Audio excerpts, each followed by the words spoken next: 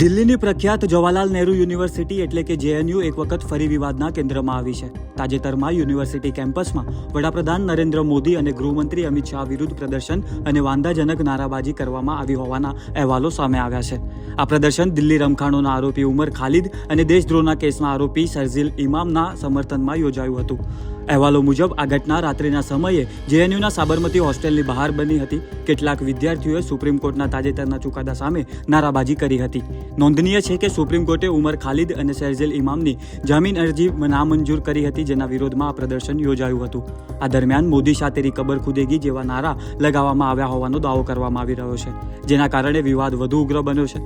શરજીલ ઇમામ પર દેશદ્રોહનો ક્રેઝ ચાલી રહ્યો છે, કારણ કે તેણે ઉત્તર પૂર્વ ભારતને ચિકન નેક કાપીને અલગ કરવાની વાત કરી હોવાનો આરોપ છે.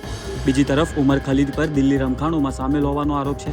બંને હાલમાં જેલમાં બંધ છે. ઉલ્લેખનીય છે કે જેએનયુ છેલ્લા કેટલાક વર્ષોથી આવા વિવાદોને કારણે વારંવાર ચર્ચામાં રહી છે. અગાઉ પણ અહીં વાંધાજનક નારાબાજી અને પ્રદર્શનોની ઘટનાઓ સામે આવી ચૂકી છે.